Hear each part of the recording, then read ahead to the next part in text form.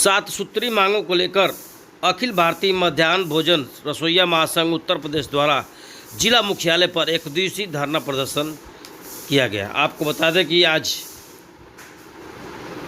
अखिल भारतीय मध्याह्न भोजन रसोइया महासंघ उत्तर प्रदेश द्वारा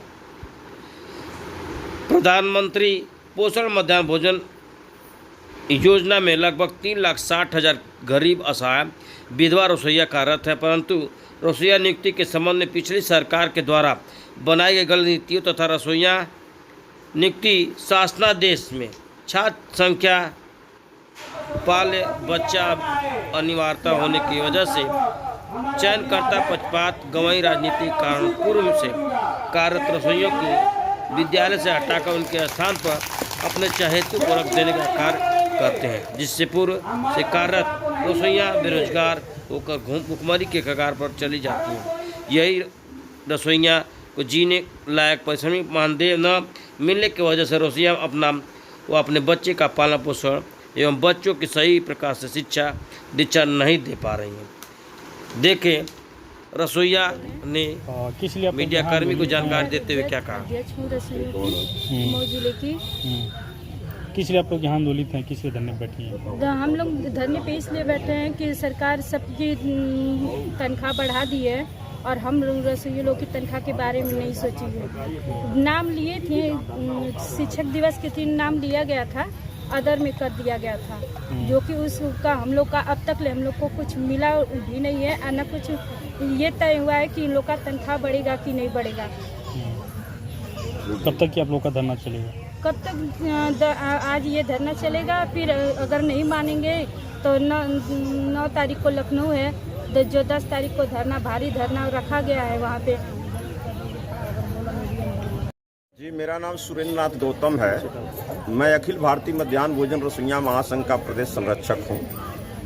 आज हम लोग रसोइयों के 7 सूत्री मांगों को लेकर के जिला मुख्यालय मऊ पर एक दिवसीय धरना प्रदर्शन करने के लिए बैठे हुए हैं।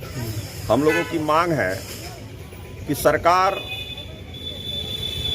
का जो नियुक्ति शासनादेश है रसोइयों का, तो उस नियुक्ति शासनादेश में ये व्यवस्था है कि जब रसोइया विद्यालय पर छात्र संख्या कम हो जा रही है तो इन रसोइयों को निकाल करके बाहर कर दिया जा रहा है, जबकि छात्र संख्या कम होने में हम रसोइयों की कोई गलती नहीं है।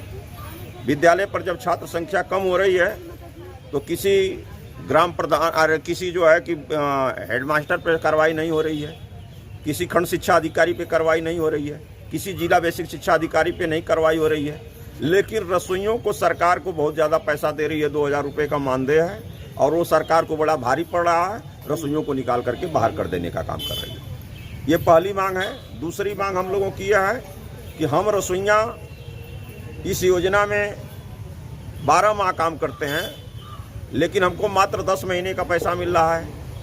हम रसोइयों को मात्र 66 रुपये पे काम कराया जा रहा है। बताइए 66 रुपये में ये रसोइयाँ कैसे अपना परिवार चलाएंगी, कैसे घर चलाएंगी, कैसे बच्चों को शिक्षा दीक्षा देंगी, इनके लड़कियाँ हैं इनके कैसे शादी ब्याह करने का काम करेंगी। इसलिए सरकार से हमारी मांग है कि हम रसोइयों का, अगर हम सरकार का काम कर रहे हैं, सरकारी विद्यालय में काम कर रहे हैं, तो हम रसोइयों का सरकारी नियम कानून के हिसाब से हमारी मजदूरी तय किया जा, न्यूनतम वेतन देने का काम किया जा। ये हमारी मांग सरकार से है। हम रसोइयों से बच्चा मांगा जा रहा कि आपका बच्चा रहना चाहिए स्कूल में। इसमें अधिक उम्र की महिलाएं काम करती हैं, काफ़ी संख्या में विधवाएं काम करती हैं। वो कब तक बच्चा लाने का काम करेंगी और कहाँ से बच्चा लाने का काम करेंगी? हम रसोइयों को एक दिन की भी छुट्टी नहीं है। अगर कोई रसोइयाँ जो है कहीं जाना चाहे, जिसके पर परिवार में रिश्तेदारी में कोई बीमार पड़ जा, मर जा, उनको लिए छुट्टी नहीं है। अगर कोई छुट्टी बिना कहे अगर चली जा रही हैं तो उनको निकाल करके बाहर कर दिया जा रहा है। रसोइयाँ खाने पर गिर जा रही हैं, खाना उनके ऊपर गिर जा रहा है, गैस फाट जा रहा है, सिलेंडर में आग लग जा रही है, मर जा रही हैं, जल जा रही हैं। सरकार की कोई जवाबदेही नहीं है और उनके परिवार को कोई देखने वाला नहीं है। इसलिए सरकार से हम मांग कर रहे हैं कि रसोइयाँ का निःशुल्क दुर्घटना बीमा कराया जाए और कोई अगर दुर्घटना होती है तो उसके परिवार को कम से कम 10 लाख रुपए का मुआवजा देने का काम किया जाए। इन्हीं मांगों को लेकर के सरकार से काफ़ी दिनों से हम लोग आंदोलित हैं और अपनी मांग कर रहे हैं कि सरकार ही हमारी मांग को पूरा करने का काम करे। यदि मांग कोई नहीं तो आगे आप लोग का अगला कदम क्या होगा? देखिए, रसोइयाँ हैं, हम लोग खाना बनाने का काम करते हैं, स्वाद बनाते हैं, तो स्वाद सरकार का भी स्वाद 2027 में बिगाड़ने का काम किया जाएगा। अगर रसोइयों को उचित अगर मानदेय नहीं दिया जाता है तो सरकार का भी स्वाद बिगाड़ने का काम किया जाएगा।